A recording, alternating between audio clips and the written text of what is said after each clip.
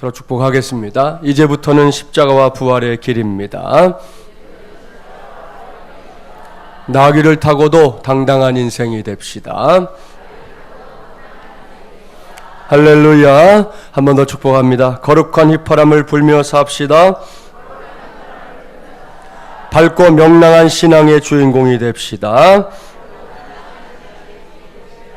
할렐루야. 예, 오늘은 제14차 특세 31번째 시간입니다. 오늘은 나를, 우리를 너무나 잘 아는 주님이라는 제목으로 하나님의 말씀을 전하도록 하겠습니다.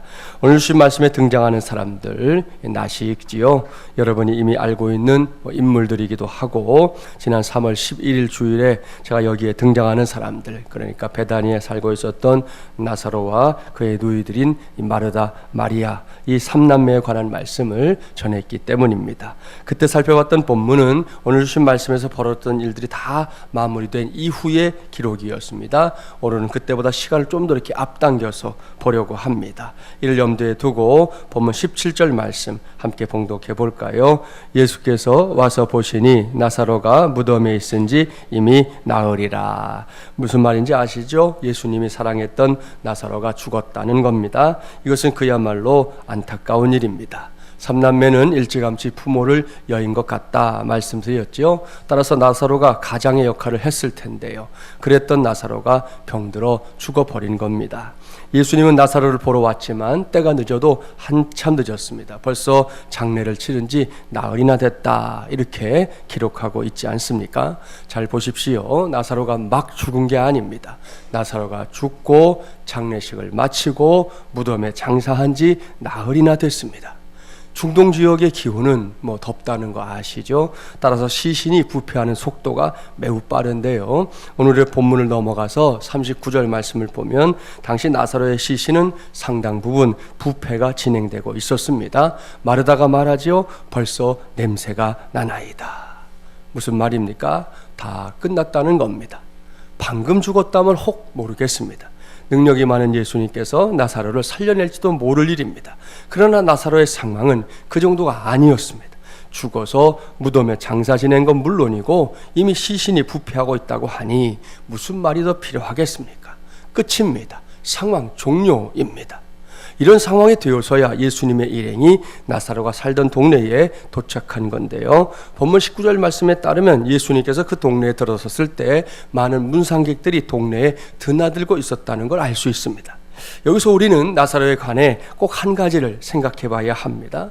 제가 이제 교회 안에서 장례가 생기거나 혹 다른 곳에 가서도 장례를 집례할 때가 되면 간혹 한 그리스도인 아버지가 아들에게 말해 주었던 것을 이렇게 오신 분들에게 소개할 때가 있어요. 이런 말을 합니다. 얘야, 네가 태어날 때에는 너 혼자 울었지만 네가 세상을 떠날 때에는 많은 사람이 울어주는 그런 사람이 되기를 힘써야 한다. 알았지? 그렇게 가르쳤다는 거지요. 참 귀한 가르침입니다. 옳습니다. 우리의 인생 이래야 되는 거 아니겠습니까? 내가 이 세상에서 얼마 동안 살진 모르지만 잘 살아서 이 세상을 떠날 때 많은 사람들이 아쉬워하며 울어줄 수 있는 사람 되는 거 말입니다. 이것이 인생의 모든 것을 평가해 주는 건 아니겠지만 그래도 기왕이면 저도 여러분도 이런 인생의 주인공들이 되기를 간절히 바랍니다. 만일 내가 세상을 떠났는데 주변 사람들이 잘 됐다, 이젠 그 인간 얼굴 안 봐도 되네, 속이 다 시원하네 이렇게 생각한다면 그건 정말이지 가슴 아픈 일입니다. 오늘 본문을 보십시오. 나사로의 죽음을 많은 사람들이 안타까워하고 있습니다. 베다니에 함께 살고 있던 동네 사람들은 물론이고 예루살렘에서까지 조문객들이 찾아와서 나사로의 죽음을 애통해하고 또 함께 살고 있던 누이들을 위로해주고 있지 않습니까? 우리 모두의 인생 마지막이 꼭 이렇게 마무리되기를 주님의 이름으로 축복합니다. 이러한 축복을 전제하고 이제 본론으로 들어가 보겠습니다. 북쪽 있는 문상객들을 맞이하느라 분주하던 마르다와 마리아가 예수님이 오셨다는 소식을 듣습니다. 이때 두 자매가 어찌했는지 이제부터 그것에 관심을 두기 바랍니다. 먼저 마르다 만나볼까요? 마르다는 모든 일을 뒤로하고 예수님을 맞으러 나갔습니다. 잠시 후에 예수님을 만났습니다. 마르다는 예수님을 보더니 북받쳐 오르는 슬픔을 주체할 수가 없었습니다. 예수님을 보자마자 그녀는 그 슬픔을 쏟아내고 있습니다. 본문 21절, 22절 말씀 함께 봉독합니다. 마르다가 예수께 여짜오되 주께서 여기 계셨더라면 내 오라버니가 죽지 아니하였겠나이다. 그러나 나는 이제라도 주께서 무엇이든지 하나님께 구하시는 것을 하나님이 주실 줄을 아나이다. 아멘. 사랑하는 새벽용사 여러분, 이것이 마르다의 솔직한 심정입니다. 또한 이 말씀을 읽고 있는 모든 독자들의 심정이기도 합니다. 이 말씀에서 마르다가 예수님을 보자마자 처음으로 했던 말에 주목하셔야 돼요. 주께서 여기 계셨더라면 내 오라버니가 죽지 아니하였겠나이다. 무슨 말인지 아시죠? 예수님께서 베다니에 있었다면 나사로는 분명히 살 수 있었다는 겁니다. 이게 마르다의 확신입니다. 옳습니다. 마르다는 예수님이 나사로를 지극히 사랑하는 걸 알고 있었습니다. 그러니 예수님이 베다니에만 있었다면 나사로가 죽을 병에 걸린 게 무슨 대수겠습니까? 예수님의 말씀 한마디, 예수님의 손길 한 번으로 나사로는 얼마든지 죽지 않고 살 수 있었을 겁니다. 마르다는 이것을 알았기 때문에 더 안타까워하고 있는 것이죠.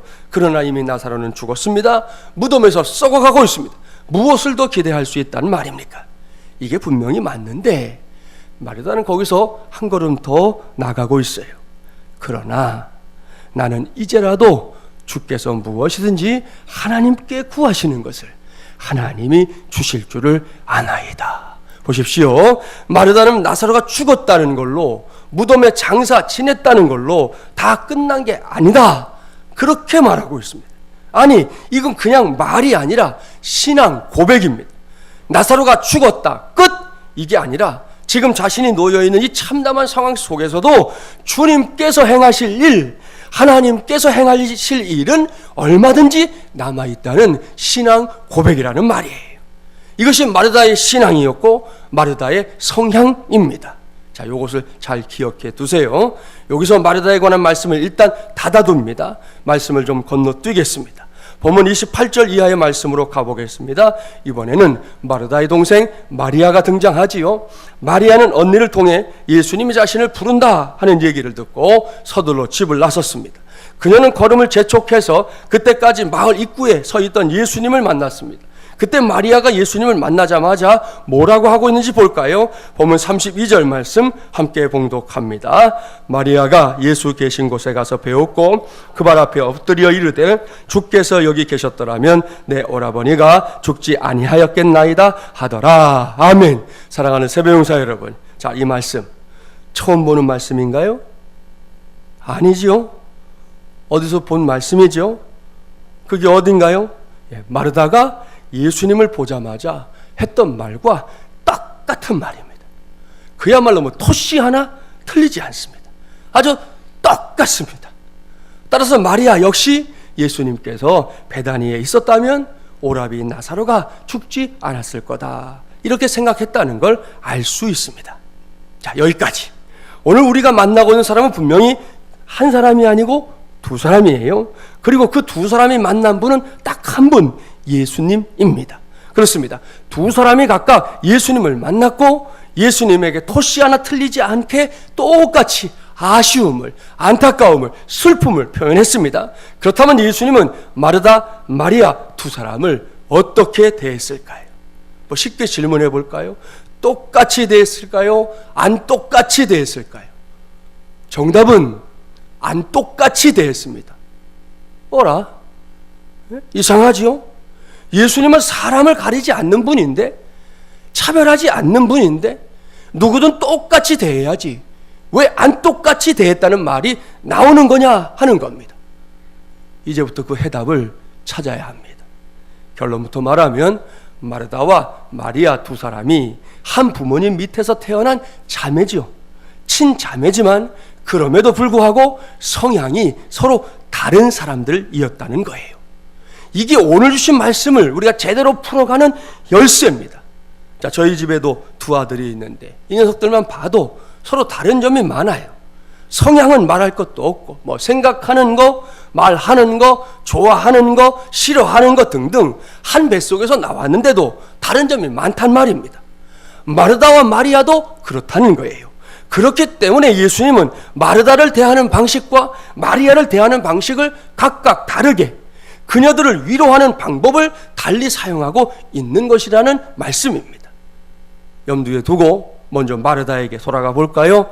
본문 23절부터 27절 말씀을 한 절씩 교독해 보겠습니다. 23절부터 27절 제가 먼저 봉독합니다. 예수께서 이르시되 내 오라비가 다시 살아나리라.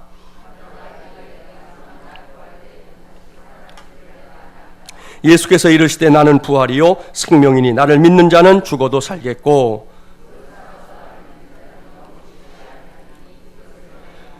함께 봉독합니다. 이르되 주여 그러하외다. 주는 그리스도시요 세상에 오시는 하나님의 아들이신 줄 내가 믿나이다. 아멘. 자, 앞서 마르다에 관한 말씀을 일단락 지을 때 마르다가 마리아와 똑같이 아쉬움을 표현하는 걸로 끝나지 않고 한마디를 더 보탰다고 했잖아요. 그러나 나는 이제라도 주께서 무엇이든지 하나님께 구하시는 것을 하나님이 주실 줄을 아나이다. 이 신앙 고백 말입니다. 자, 이걸 전제하고 방금 봉독했던 말씀을 보라는 거예요. 마르다의 신앙 고백을 들은 예수님, 마르다의 신앙을 더 깊숙한 곳으로 이끌고 있는 겁니다. 더 심도 깊게 신앙적인 대화를 주고 받았다는 말씀이에요. 그것도 의도적으로. 그냥 뭐 어찌 일어난 대화가 아니에요. 이것은 매우 의도된 대화라는 겁니다. 이것이 예수님께서 마르다를 위로하는 방식이었습니다. 그 대화의 말미에 예수님께서 단호하게 선포하셨잖아요. 나는 부활이요 생명이니 나를 믿는 자는 죽어도 살겠고 무릇 살아서 나를 믿는 자는 영원히 죽지 아니하리니 이것을 내가 믿느냐. 할렐루야. 이것은 마르다의 영혼 깊숙한 곳까지 위로해 주고 그녀의 신앙에 큰 도전을 주는 위대한 주님의 말씀입니다. 사랑하는 여러분, 2018년도 고난주간 월요일 새벽인데요, 여러분에게도 묻겠습니다. 이 말씀을 믿습니까? 할렐루야. 저도 믿습니다. 확실히 믿습니다. 이 말씀은 생명의 말씀이죠. 살리는 말씀입니다. 죽음을 철저하게 무력화시키는 말씀입니다. 죽음은 분명히 사람의 힘으로 어찌할 수 없는 대상이에요. 저와 여러분 모두가 그렇습니다. 죽음을 막아낼 장사 이 자리에 있습니까? 없습니다. 그래서 사탄은 그 죽음을 막강한 무기로 삼아 인생들을 지금까지 괴롭혀 왔고 지금도 괴롭히고 있고 앞으로도 마찬가지예요. 이게 엄연한 현실인데 그 누구도 회피할 수 없는 현실인데 이걸 확 뒤집어버린 분이 나타난 거예요. 그분이 예수 그리스도입니다. 마르다의 구세주요 나의 구세주 당신의 구세주 우리의 구세주인 예수님 말입니다. 이것이 복음이에요. 이것이 생명의 복음입니다. 미국에서 목회하고 있는 이현수 목사님의 내가 거듭나야 하리라 라는 책에 소개된 실화입니다. 목사님의 교회 성도 한 사람이 한국에서 온 지 얼마 되지 않았을 때 급히 이렇게 신장 수술을 받게 되었답니다. 미국은 일단 환자가 병원에 들어오면 무조건 치료해 줘요. 그게 그들이 하는 방식이에요. 그렇기 때문에 수술을 잘 받았어요. 그런데 퇴원하고 나서 한 달 후에 집으로 청구서가 턱 날아들었는데 거의 10만 달러, 우리 돈으로 말하면 1억 원 정도가 나온 거예요. 신장 수술 받았는데 당시 단돈 뭐 100불도 없던 형편이었던 그 성도는 너무 기가 막히고 답답해서 우리 한국식으로 병원 앞에 털썩 주저앉아가지고 대성통곡을 한 거예요. 나는 이제 영락없이 죽었구나. 차라리 수술을 받지 말 것인데 날 수술해서 살려놓더니 이 나라가 나를 죽이는구나. 뭐 하여튼 뭐 대성통곡하면서 난리가 났어요. 난리. 그렇게 자리를 떠나지 않고 잠깐도 아니고 하루 종일 울고 또 울었더니 미국 사람들이 너무 놀라서 그냥 가라며 의료비를 탕감해 줬다는 거예요. 예? 그럴 필요가 있어요? 그럴 때는 그렇게 하세요. 방법이에요. 그것도. 아무튼 이 이야기를 마치면서 이현수 목사님이 강조하는 게 나옵니다. 그것은 의료보험, 자동차보험, 생명보험도 들어야 하지만 그것들과는 질이 다른 가장 중요한 보험이 우리에겐 따로 있다는 거예요. 그것은 구원의 확신입니다. 옳습니다. 사실 생명보험 없이는 살 수 있어요.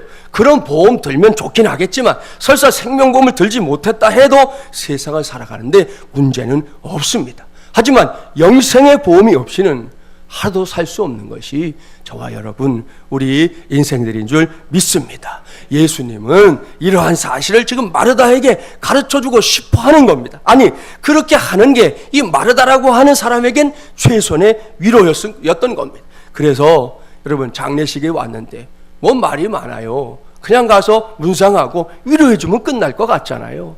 그런데 마리아는 그런 여인이 아니었다는 거예요. 지금 자기 오라비의 죽음을 놓고 신앙적으로 많은 질문들이 있는 거예요. 도대체 이것을 어떻게 해석해야 내가 하나님에 대해서 더 알 수 있을까? 마르다가 생각하고 있는 걸 예수님이 아시고 그녀와 의도적으로 대화를 주고받고 있는 것이라는 말입니다. 그래서 마르다에게는 많은 대화가 필요했는데, 반면에 마리아에게는 전혀 다른 방식으로 다가갑니다. 본문 33절부터 35절 말씀 함께 봉독해 볼까요? 33절부터 35절입니다. 예수께서 그가 우는 것과 또 함께 온 유대인들이 우는 것을 보시고 심령의 비통히 여기시고 불쌍히 여기사 이르시되 그를 어디 두었느냐 이르되 주여 와서 보옵소서 하니 예수께서 눈물을 흘리시더라. 아멘, 할렐루야. 이것이 예수님께서 마리아를 위로한 방식입니다. 마리아는 마르다와 달리 예수님이 베다니에 있었더라면 오라비가 죽지 않았을 겁니다. 이렇게 말하고 나서는 어떻게 했어요? 펑펑 울었어요. 마리아랑 전혀 다릅니다.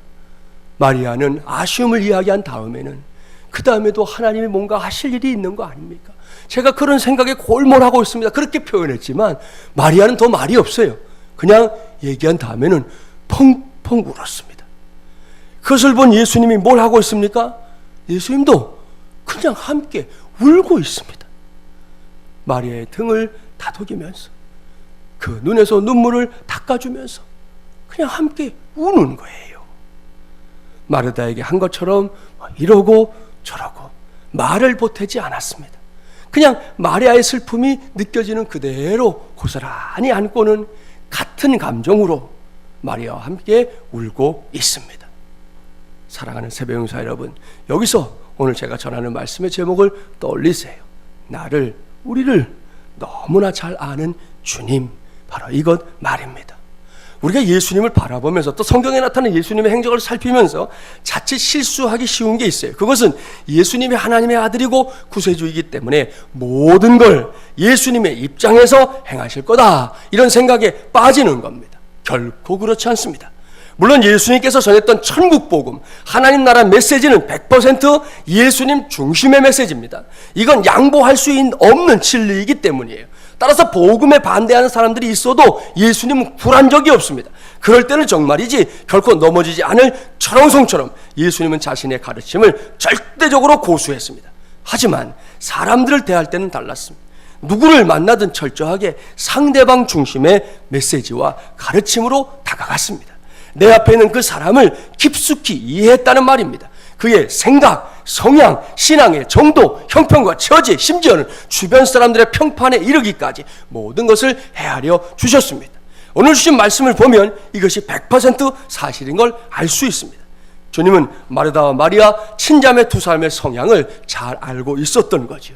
그 암 때문에 마르다를 위로하는 방식과 마리아를 위로하는 방식이 달랐던 겁니다. 그런 예수님에게 저는 오늘 나를, 우리를 너무나 잘 아는 주님이라는 별명을 붙여드립니다. 그러니 우리 예수님 얼마나 좋은 분입니까? 우리 예수님 얼마나 멋진 분입니까? 여기서 꼭 기억하십시오. 이건 누가 더 낫고 누가 더 못하고 그런 문제가 아닙니다. 마르다는 굳이 마리아가 될 필요가 없었다는 말입니다. 마리아 역시 굳이 마르다가 될 필요가 없었습니다. 마르다는 마르다요, 마리아는 마리아면 됐던 겁니다. 주님은 두 사람에게 각각 필요한 방식으로, 각자에게 유익한 방식으로 다가갔습니다. 결국 두 자매의 큰 아픔을 넘치도록, 그것도 그야말로 맞춤으로, 마르다에게 맞춤으로, 마리아에게 맞춤으로 충분한 위로를 전해 주었던 것입니다. 이제는 우리 차례입니다. 오늘은 그냥 내가 나인 것, 이것이 거룩한 휘파람이라는 사실을 여러분 모두에게 알려드립니다. 그렇습니다. 이미 하나님의 자녀된 저와 여러분입니다. 어떻게 해요? 예수 그리스도께서 나의 죄, 우리의 죄를 다 대속해 주심으로 말입니다. 그러니 그거면 충분한 것입니다. 그냥 김진철이 아니라 하나님의 자녀 김진철, 이걸로 충분하다는 말씀이에요. 이것만 확실하다면, 그렇게 거룩한 휘파람을 불 수 있다면 모든, 또한 어떤 상황에서든 구하십시오. 그래야 할 때에 나를, 우리를 너무나 잘 아는 주님께서 가장 필요한 것으로 응답하실 줄 믿습니다. 다른 사람들의 신앙 가운데 귀한 거 본받으려고 하는 건 좋지만 내가 굳이 그 사람이 되려고 하지 마세요. 저 사람의 신앙이 더 탁월해 보인다 해서 내가 그 사람이 되려고 하는 것은 그건 하나님의 방식이 아니에요. 장점을 내 것으로 받아서 소화해서 내 것으로 하면 내가 되면 되는 거예요. 그런 내가 하나님 앞에 구하면 하나님은 나에게 가장 적합한 방식으로 내가 가장 필요한 것으로 응답해 주시고 나를 이끌어 가실 줄 믿습니다. 또 다른 사람은 그 사람대로, 저 성도는 저 성도대로, 이 성도는 이 성도대로 하나님만의 이끄시는 방식이 있다는 것이죠. 그래서 우리가 기억하고 오늘 새벽에 주님 앞에 나아갈 때 각자의 방식으로 주님과 여러분 사이에서 독대가 이루어지는 귀한 새벽이 되기를 바랍니다. 그래서 우리 모두가 오늘도 응답받고 이번 주간, 고난주간 주님의 길을 더욱더 바짝 따라갈 수 있는 우리 모두가 되기를 주님의 이름으로 간절히 축원합니다.